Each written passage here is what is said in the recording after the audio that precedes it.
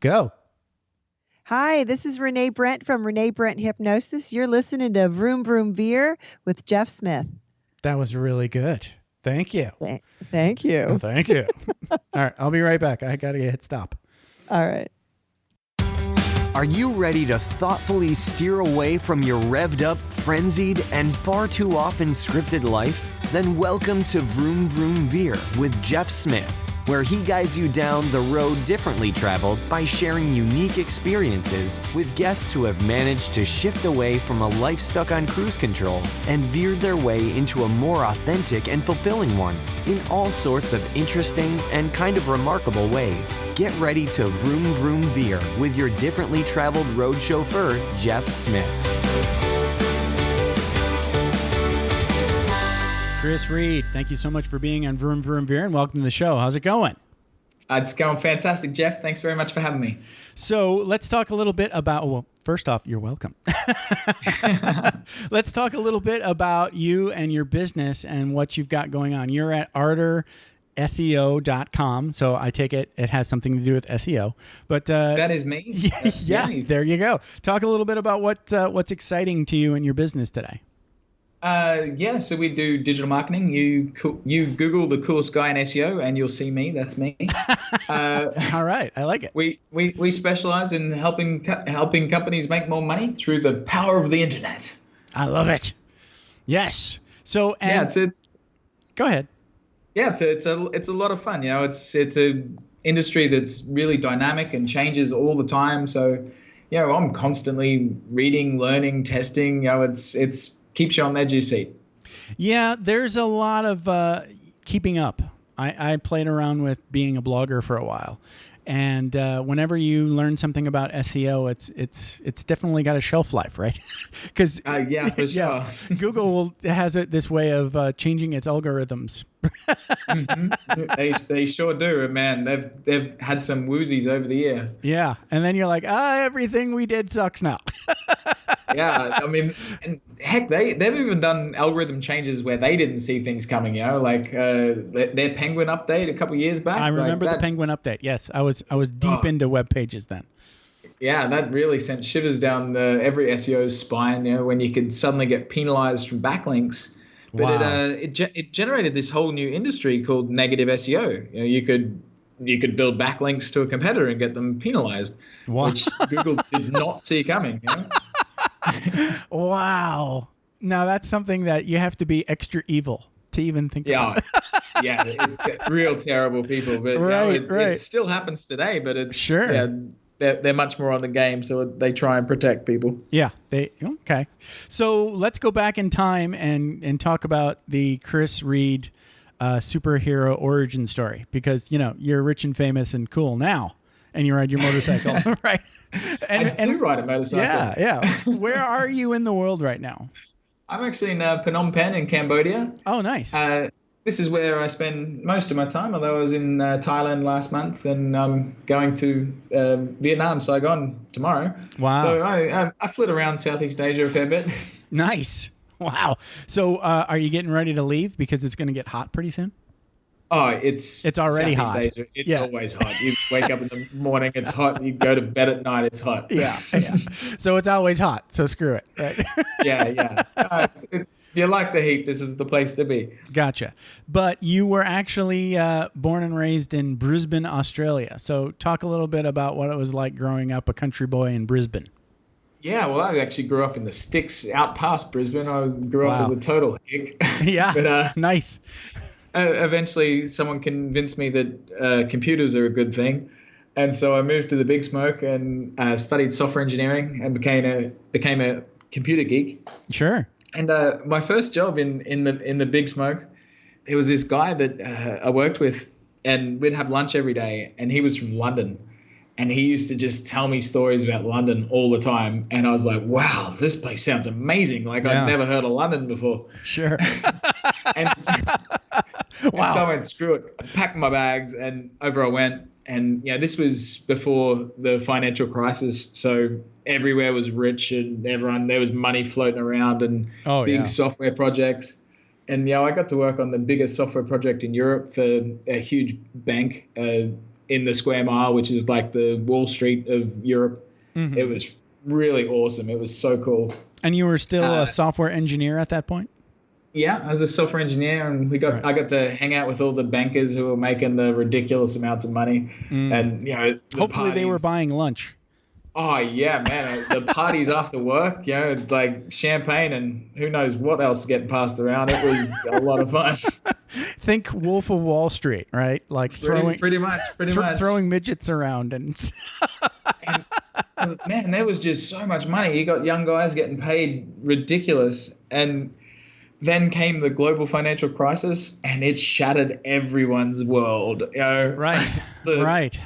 Yeah, it's weird that, and you were in it, and you were working with other bankers, right? And everybody still thinks bankers are evil, but they didn't see it coming. They did not. If they're the masterminds, then they would have had a lifeboat. Probably the really evil people at the very top. They probably knew something, right? The mediocre evil people in the middle, they had no idea. That's rookie evil numbers. You got to bump up those numbers. But like, to make it worse, so I lost my job. Right. The project that I was working on got you canceled. And everybody else. Yeah, and even the people that kept their jobs in the software, they all got pay cuts. It's like, of course. And then like places like Barclays, I had a few friends that kept their jobs at Barclays.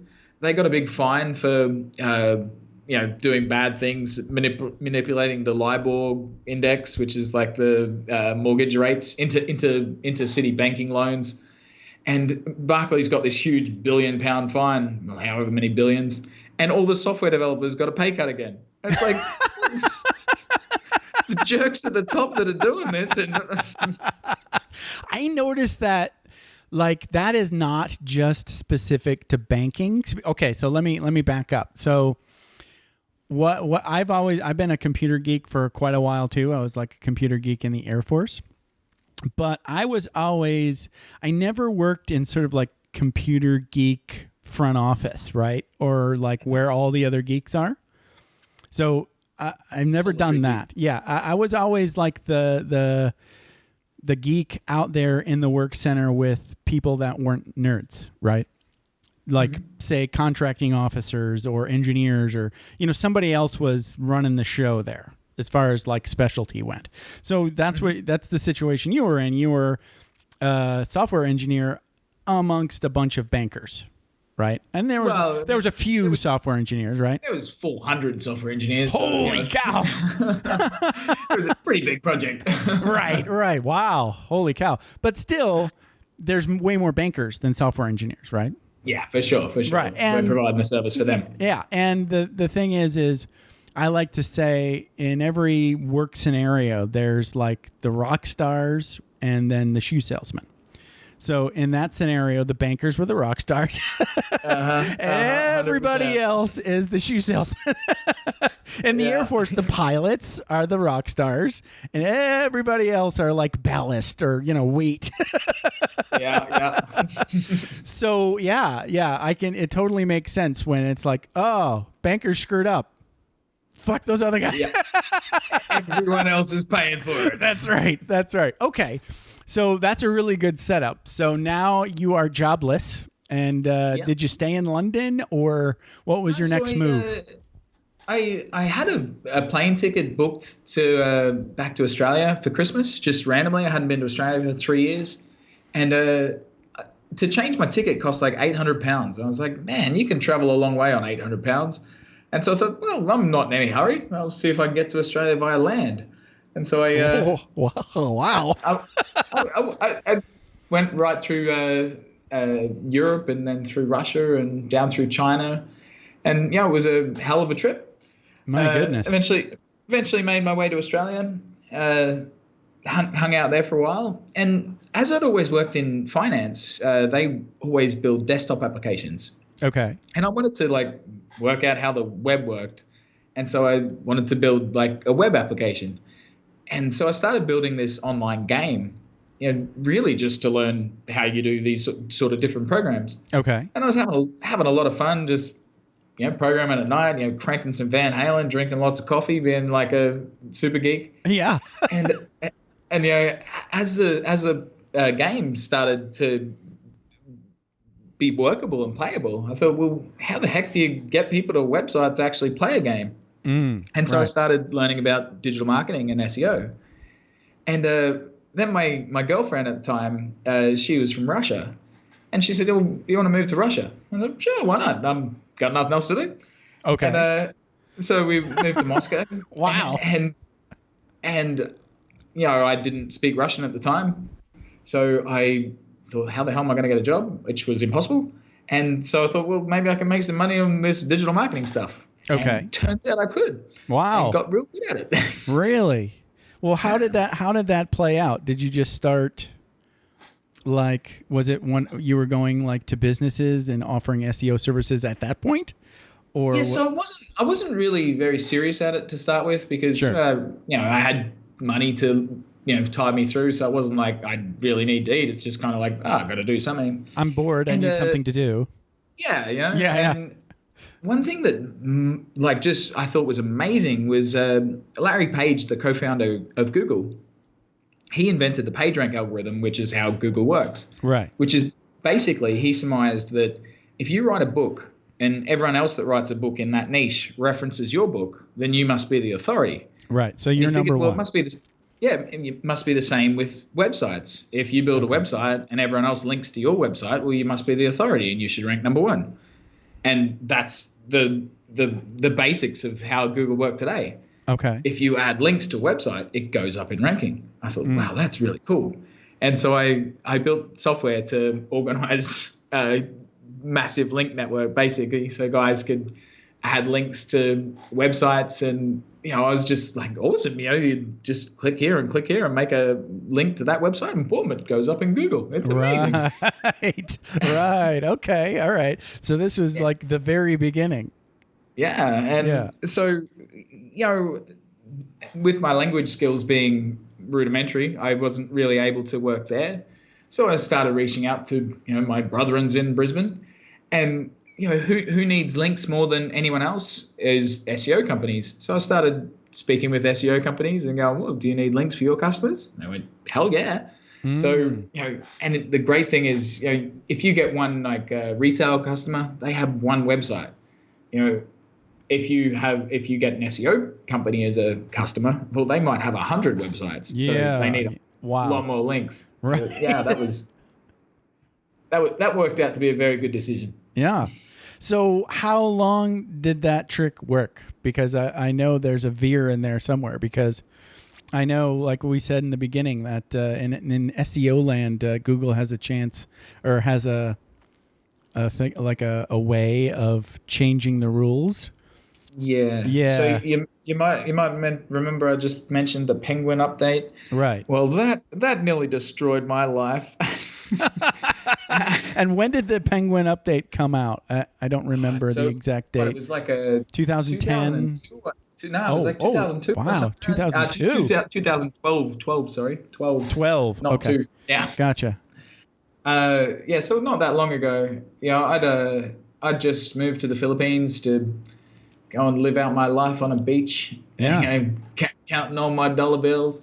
And then Google come and laid the smackdown on me. I went, oh, Jesus, this is not good. Wow. And it's okay. We grew up a bit and became a real company. So it worked out good in the end, Wow. So basically you had to redo what? So what Google's trying to do, right, is provide a good user experience. They want to make sure the searcher has they want their ranks to be authentic.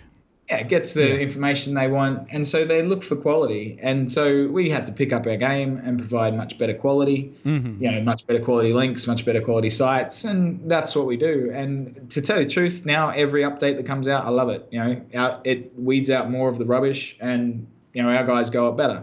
Yeah. Because we spend a lot of time on that quality and continually work on that, and it's harder and harder because, like, digital marketing gets more and more valuable. There's more websites getting built all the time, more companies coming out. They're all still chasing the same amount of keywords, really. Right. So it just gets more valuable, and the more valuable something is, the more people want to chase it, you know? Right, right. Well, I like all of that, but there's some like travel and craziness stories that I just have to get to, if you don't mind. Oh, please, go for it. So let's talk about when you got arrested by corrupt police in Bulgaria, because that sounds like an interesting story. So do a little setup and then take us to the moment.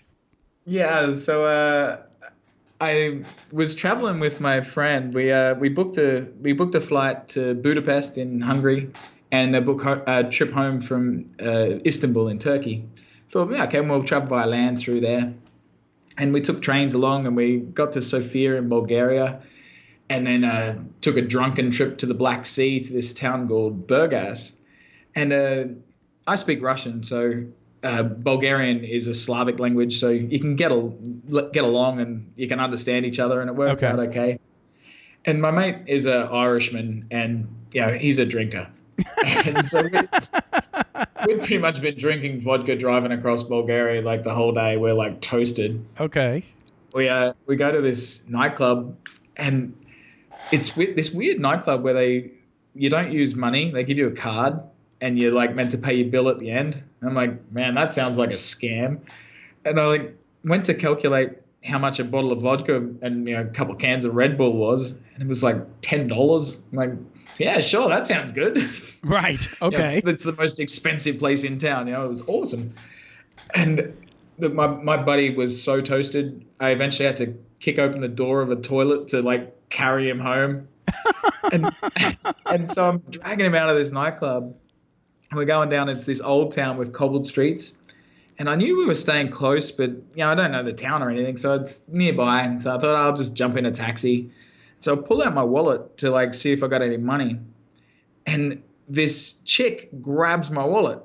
And so I grab this chick and wrestle her to the ground, get my wallet back. She then goes to mace me. Yeah. I duck out of the way, hits my mate smashed in the face. He wakes up to being maced. He's what the hell's going on? Man, that sounds like a movie. This is a scene in a movie right here. Then run him down the road. We jump into this taxi. This chick is clawing at the door. I'm like trying to kick to get her out of here. Wow. Telling the taxi driver, drive off. Taxi driver drives away and goes, that was a man, right? Whoa. I thought she was real strong. Wow. Okay. So Bulgarian he, she. Okay. Yeah. We get back to the hotel. I take my mate back up to the room, and the guy in the lobby, the receptionist calls up and says, there's some problem. And Bulgarian being different to Russian, I couldn't really understand exactly what he's saying. So I'm like, I'll just go down. Something about towels, maybe. Yeah, you don't know. Right. I go down to the lobby, and this she-man is in the lobby. I'm like, oh, Jesus, what's going on? And so, people are screaming and stuff. I'm like, this is not a situation I want to be in. I'm just going to call the police. And so I call the police, speak to someone. They go, yep, cool, we'll send someone over. I'm like, oh, awesome. About 10 seconds later, there's a police car out the front. I'm like, wow, that was fast. Whoa, oops. Okay, foreshadowing. Thank you. Good job. And they're like, oh, would you mind coming with us up to the station? I'm like, yeah, sure, no worries. And then they start asking some questions and whatnot. It takes about half an hour for me to realize that we're actually the ones being arrested now. Whoops. And I'm like, oh, shit.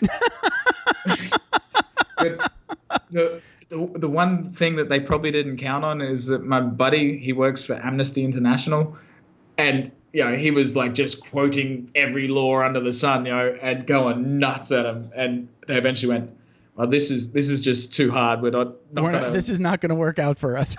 We'll let these guys go. Yeah. I'm pretty sure it was some sort of scam that the she-man was involved with. It sounds like it was a total sting, kind of we want to shake these guys down for some money or something. So next morning we wake up, and my mate's like, you know what we should do? we should go back to that police station and demand an apology. I'm like, yeah, what? No. He's like, I'm an EU citizen. They're an EU country. They have to abide by the EU laws. Wow. I'm like, oh, geez, dude, you're asking for trouble. Yes, he is. And so we march into this police station. He's like, I want to talk to someone. I want to make a formal complaint. And so, like, this giant of a man comes out. This huge police officer wearing a big leather jacket. I'm just like, oh, my God, he's just going to kill us. He, like, walks us out the back of the police station. We're going down this dark alley where all the cells are. It smells like urine. You're like, oh, this is not a place you want to die. Like, wait in this room. Wow. Like, sit down. I'm going, oh, shit, what's going on? Comes back in a few minutes later, and he's like, brings us up some stairs, and he's like, as you walk in, this is the minister for the Burgas area. This is the chief of police for this station or whatever. We walk in, and there's a little EU and Bulgarian flag. They're like, oh, welcome, brother. Please sit down. Cigarette. Now everybody's friends. Oh, everyone's friends. And no shit, we got a letter of apology from the Burgas police. Whoa. Wow. A crazy story, man. That's something that you got to put on your office wall. I thought for sure you were going to spend a night in jail just for asking. Oh, it was amazing. They're like, oh, we're very poor country. Do not leave report. We do not need investigation. Wow. Oh my goodness. Okay. Yeah, it worked out great. Yeah, so be careful on how much you drink in Bulgaria. Indeed. That's the takeaway right there. They got some really good vodka, man.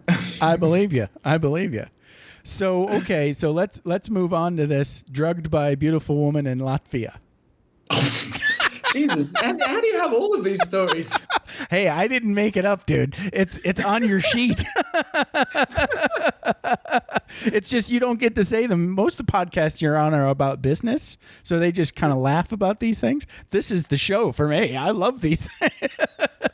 This is the truth. So traveling with my dad this time, we're sitting in Riga Square in Latvia. Nice June or July day with beautiful weather.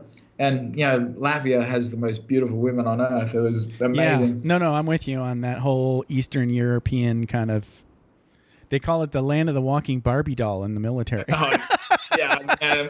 We're sitting in this medieval square, just, drinking some pints, watching the sun. And there's these two girls on the other side of the square, and Dad starts, like, waving them over. And they came over and we're like, yeah, cool, why not? Having a chat. And, they tell me they're from Moscow, and I'd just been living in Moscow. So I was like, oh, yeah, cool. Whereabouts and blah, blah. And their story seemed a little bit strange, but I'm like, whatever, you're cute. And they're like, let's go to this other bar. I'm like, all right, sure. And, I'm with my dad, right, he's a few years older than me. But, still a very handsome man too, I guess. But as we go into this bar, these girls, like, start being, like, really all over us. And you're like, this isn't exactly how women normally act, but anyway, we'll go with it. And you're not going to look a gift horse in the mouth at this point. Yeah, pretty much. You're going, this feels fishy, but let's go with it. But they're hot, so let's see where it's going to go. Okay.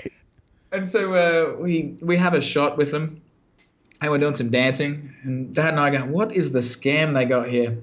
And we have another shot. And then went, oh, what's the bill? And I looked at the bill for 8 shots. It was like $1,000. Oh my God! Hell, that's your scam, hey? So we let's get out of here. And I walked out, and Dad wasn't behind me, and I went shit. Where is he? Yeah. Walked back down. There was already a crowd of people trying to hold him back, and I just reached through the crowd and grabbed him and took him out. And so we went back sitting in the square, and eventually started talking to some other ladies and having a good old time. And they invited us to this party on top of a rooftop. And just as we started getting up there, we started getting really dizzy, and and our memories just go from one to the next. It's like 1 minute you're standing here talking to that person, next you're over there. And next we were locked in a staircase going, how do we get out? We're man, we were off our like whatever they drugged us in the first bar, and well, we were kind of alcoholics at the time, so we needed a lot of drugs, and it didn't quite give us enough. Yeah, okay. Man, like we were just no idea what was going on, but eventually we made our way home, and then it all started to wear off, and we're like, oh, that was weird. Let's go get another drink.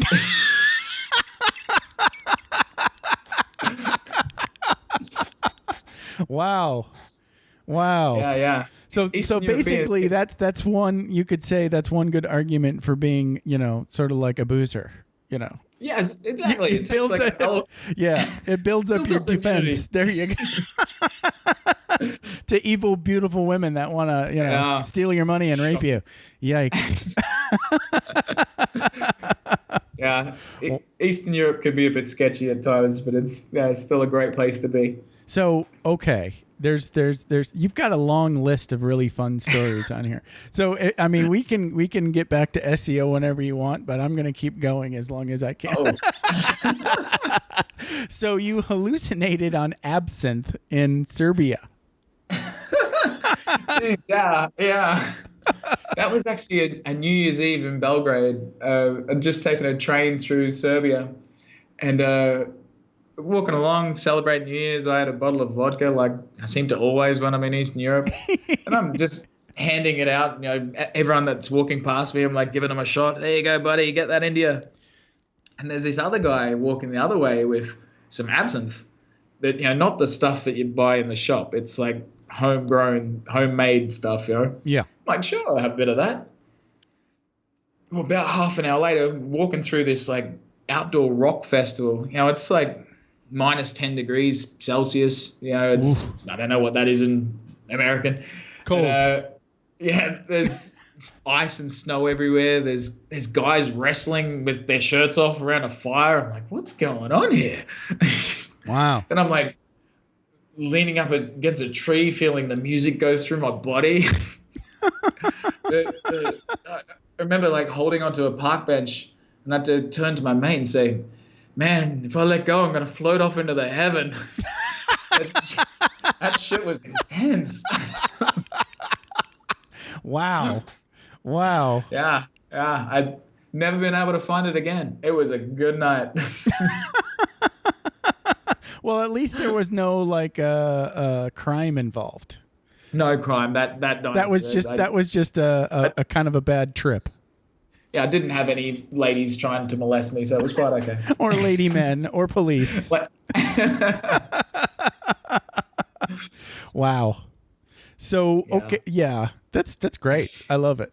These are all really good. So now, when you were doing these, because it says here you traveled around for 2 years and you were basically backpacking, right?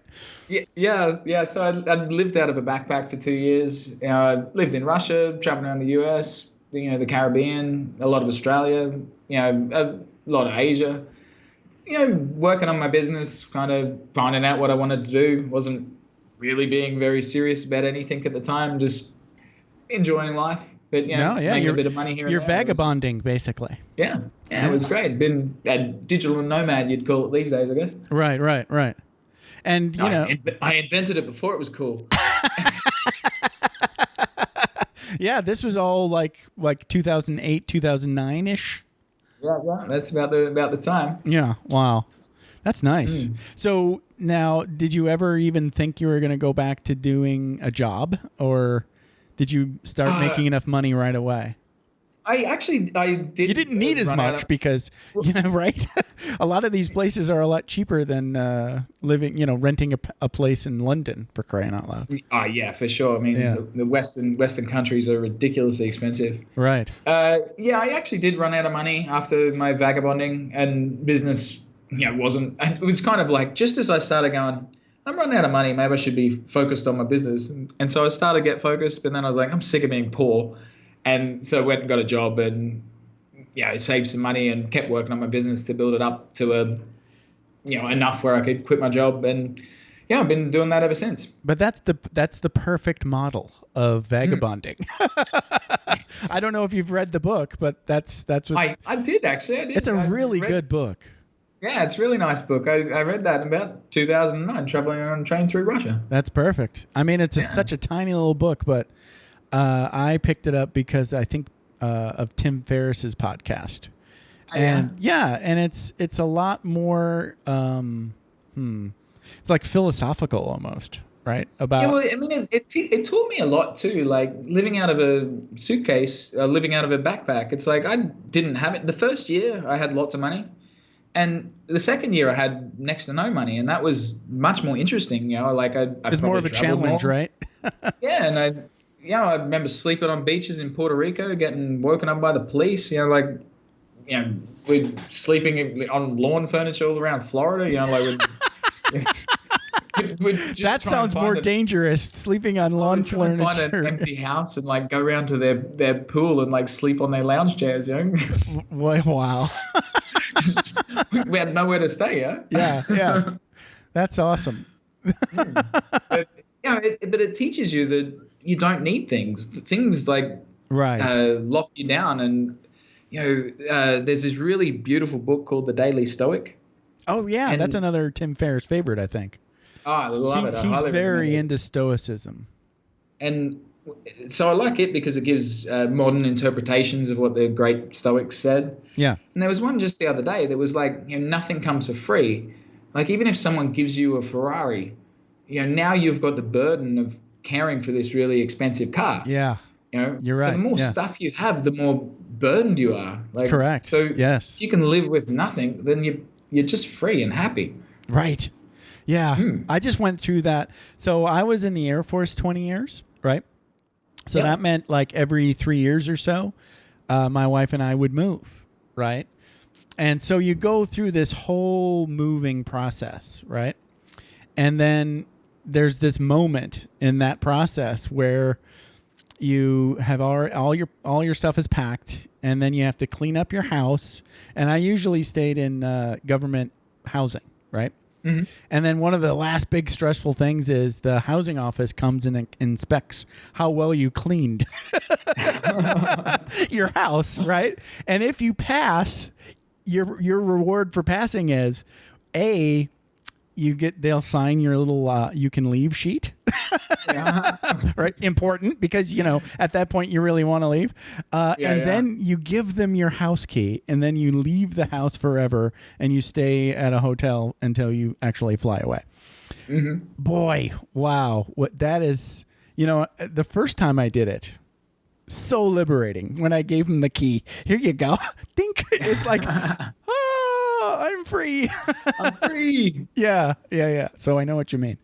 Yeah. And that I just kind of went through something like that because I just moved from Los Angeles to Las Vegas.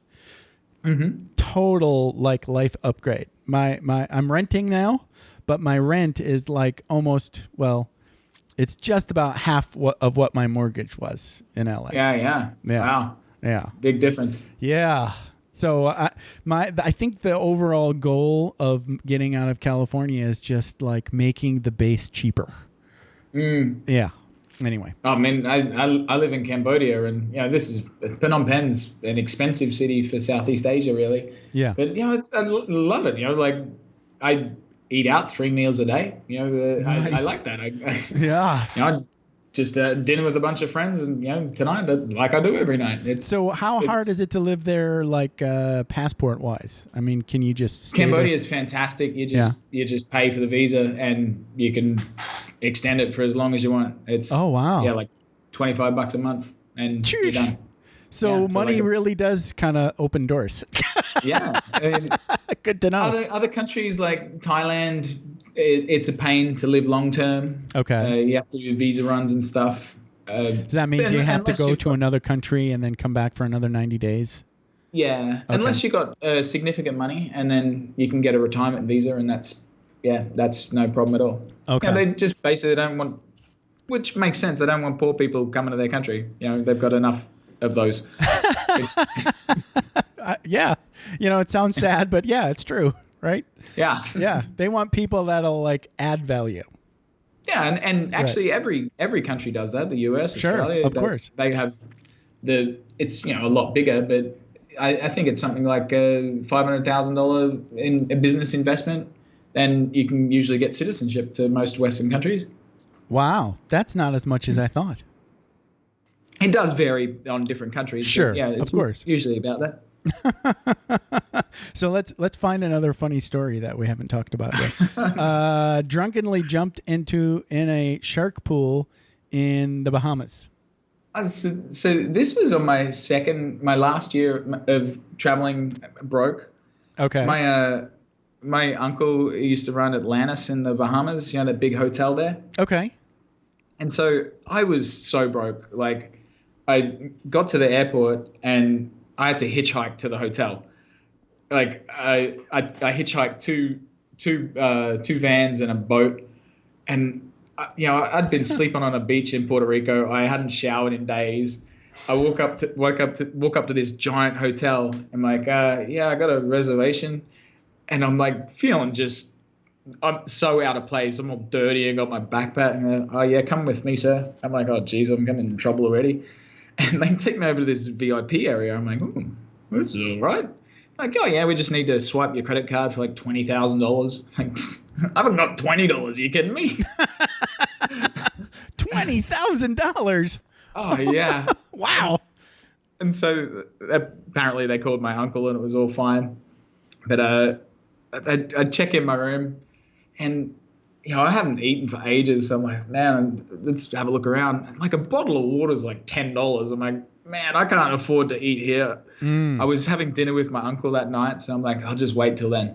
Okay. And, wow. And so I go and see him and chatting and whatnot.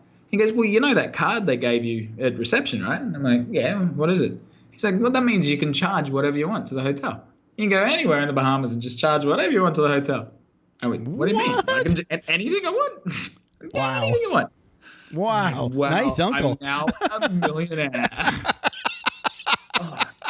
And I spent like $800 on sushi the next day. I'm like ordering champagne up to my room. It was freaking amazing. Wow. Yeah, like here's like in the bar, there's kind of older people or younger people that are with their parents. Okay. And I'm hanging with all these like 20-year-old kids who are, they were teasing some other kid because the Learjet that his parents brought him in on was like last year's model. Like, man, you guys have way too much money. Wow. Oh my goodness. And they're all falling over each other to like pay for the next round. And it's like, man, I could charge it for free, but you go and spend $1,000 on a round of drinks, whatever. Wow. And it was great hanging out with all these like little Richie people. But I met these bunch of girls from New York, and we had a pretty crazy night, drinking a whole bunch of champagne. And they have these pools in Atlantis that are pretty nice. You walk over all these bridges, and they got all these little stingrays and sharks swimming through them. Oh, lovely. So yeah, it looks beautiful, and couldn't really help myself. Had to jump on in there and go swim in the stingrays and the sharks. Probably not the smartest decision, but it did get me a free invitation to New York, though, so it was kind of worth it. What was it, on a dare? Well, it was just trying to impress these girls, and it apparently worked. Yeah, because then I went and stayed with this like super rich chick in New York who like just paid for everything on Daddy's credit card. It was wicked. Man, I'd never been to New York before, and man, she just showed me around in total class. It was awesome. Wow. That's a great story. Yeah. It's nice to you didn't get anything. You didn't get anything bitten off, so that's Thankfully. That's a plus. She bit a piece of my soul away, but you didn't fall in love, did you? No, she was just a nasty thing. Of course. Yeah. So and I felt like a bit of a hoe. Oh, I have a being used like a piece of man-mate. It was, there was, where was I? I was in Hawaii, and there was this married couple, right? And that I worked with. And the guy comes up to me and says, "Hey, I need a favor." And I'm like, "Okay, what kind of favor?" And he's like, "Well, my wife has got a girlfriend coming to Hawaii to visit, And, she's looking for a companion, just somebody to hang out with. And I'm like, well, what do you mean? Just hang out or hang out? And he's like, now, it was actually the wife asking me to be the hangout person. But then the husband is sort of like going wink, wink, wink, right? So he's suggesting that, there might be something more than just hanging out in the cards, right? So I'm like, yeah, sure, no problem, whatever, right? So it turns out then that their plans like immediately like shifted, right? And I'm at like this lunch and they're like, hey, we're flying to Maui. You want to come? And I'm like, when are you leaving? About, an hour. And I'm like, So I just went, okay. And got on a plane with nothing but what I had on, and I was like, I'll buy a toothbrush there. And then it turned out that she was definitely into me and making me into a piece of like used trash, which was awesome. Yes. Yeah. But I know the feeling of, sort of like, I think the wife called me and said, you should call her. And now that she's back in the States, because, it seems like you guys have something going on. And I'm like, do we? I don't think we do. It's an island thing, man. Yeah, exactly. Okay, so before we wrap up, there's one more story on here that I can't pass up. He smuggled a car with fake plate from Belgium through France, United Kingdom to Ireland. Yes. So Yeah. how this set it up? So after I ran out of money and went and got a job, I first got a job in Dublin, and then I wanted to move to the continent, and so I got a job in Brussels in Belgium. Okay. And I just moved there and got a job for Sony, working in research and development. See, that's the cool thing about being an engineer. You'll never not have a job.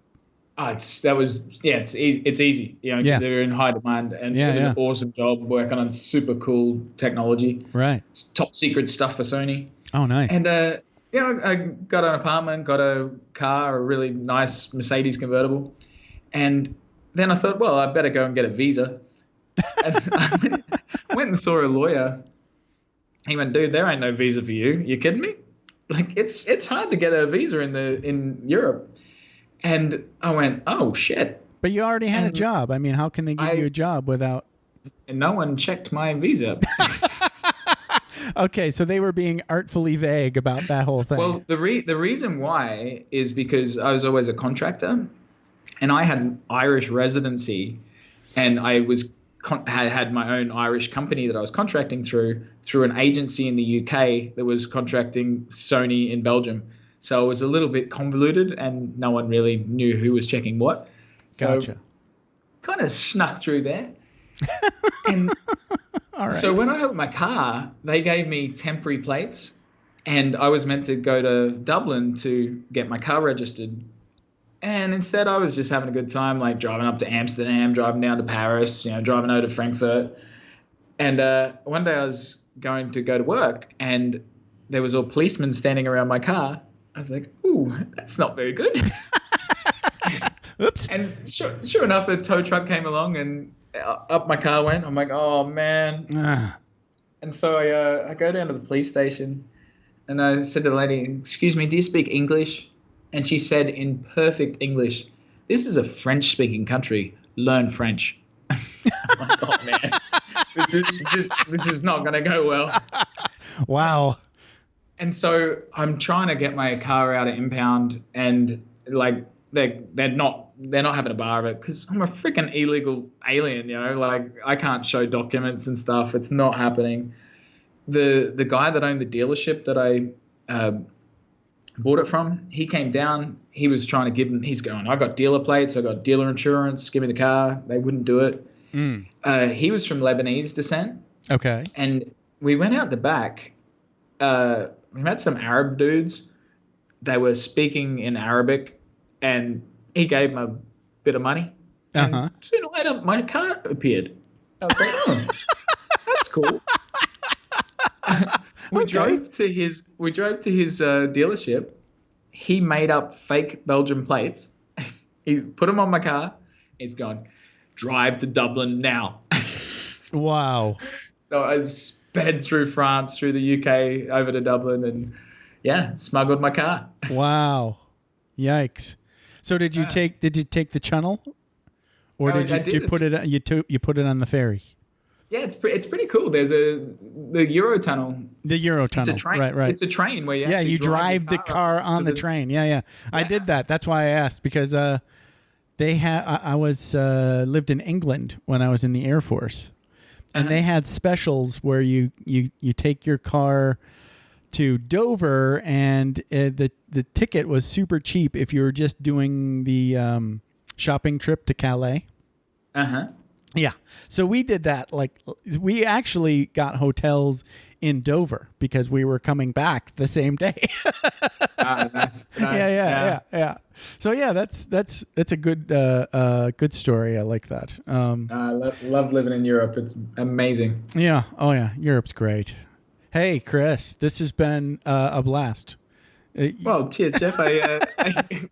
I'm glad that I got to tell all my ridiculously drunken stories. Yeah. And now everyone thinks that I'm a lush. I don't know, some sort of wild man. Well, you are the coolest guy in SEO.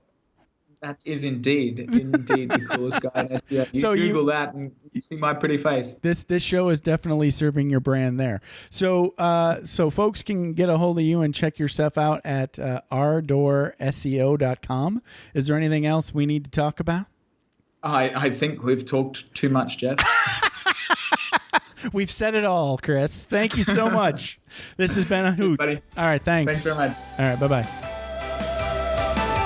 Thanks for taking the time to ride along with us on another episode of Vroom Vroom Veer. For podcast info and show notes, be sure to head over to vvveer.com. That's VVER.com. Man, that's fun to say. And we'll catch up with you next time here on Vroom Vroom Veer.